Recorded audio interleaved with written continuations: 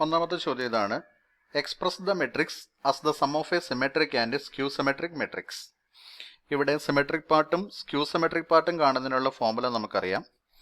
Symmetric part P equal to half into A plus A transpose, skew symmetric part Q equal to half into A minus A transpose. അപ്പം അങ്ങനെയെങ്കിൽ നമ്മൾ ഇനി അടുത്തതായിട്ട് എഴുതേണ്ടത് എയുടെ transpose ആണ്. അതായത് എ എന്ന് പറയുന്ന മെട്രിക്സിന്റെ റോയും കോളവും പരസ്പരം ഇന്റർചേഞ്ച് ചെയ്ത് എഴുതുമ്പോൾ നമുക്ക് കിട്ടുന്ന matrix.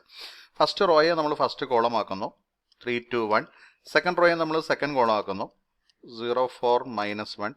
Third row third column ആക്കുന്നു, -2 1 3. ഇതാണ് എയുടെ ട്രാൻസ്പോസ് മെട്രിക്സ്. അപ്പം അങ്ങനെയെങ്കിൽ പി കാണുന്നതിന് വേണ്ടിയിട്ട് half into A plus A transpose എന്നാണ് നമ്മൾ എടുക്കേണ്ടത്.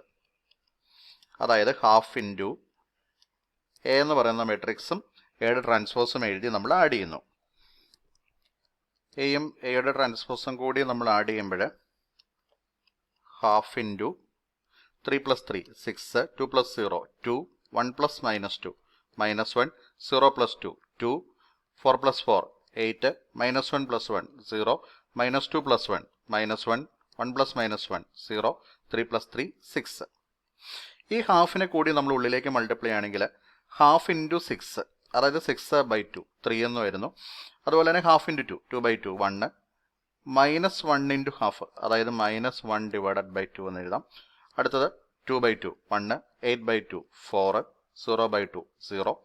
അടുത്ത റോയിൽ -1/2 0, 6/2 3. ഇതാണ് പി എന്ന് പറയുന്ന മെട്രിക്സ്. ഇതുപോലെ തന്നെ നമ്മൾ ക്യൂ എന്ന് പറയുന്ന മെട്രിക്സ് കാണുന്നു. ക്യൂ കാണുന്നതിനുള്ള formula half into A minus A transpose എന്നാണ്. ഇതുപോലെ തന്നെ നമ്മൾ ഹാഫ് ഇൻറ്റു എയിൽ നിന്നും എയുടെ ട്രാൻസ്പോസിനെ നമ്മൾ മൈനസ് ചെയ്ത് എഴുതുന്നു. മൈനസ് ചെയ്യുമ്പോൾ നമുക്ക് കിട്ടുന്ന മെട്രിക്സ് 3 - 3 0, 2 - 0 2, 1 - -2 1 - -2 1 + 2 3, 0 - 2 -2, 4 - 4 0, -1 - 1 -2, -2 - 1 -3, 1 - -1 1 + 1 2, 3 - 3 0.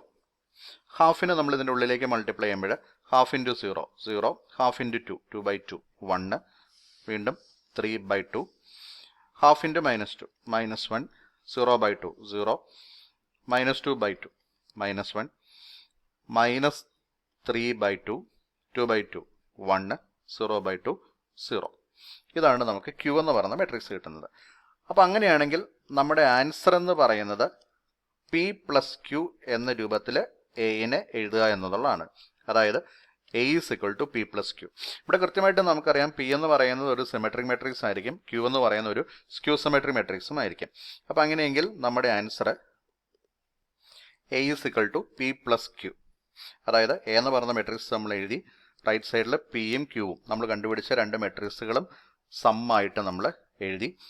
ഇതാണ് നമ്മുടെ ആൻസർ. A = P + Q എന്ന രൂപത്തിൽ നമ്മൾ മെട്രിക്സിനെ എക്സ്പ്രസ് ചെയ്തിരിക്കുന്നു. പി എന്ന് പറയുന്നത് ഇവിടെ സിമെട്രിക് ആണെന്ന് കാണാം, ക്യൂ എന്ന് പറയുന്നത് സ്ക്യൂ സിമെട്രിക് ആണെന്ന് നമുക്ക് മനസ്സിലാക്കാം.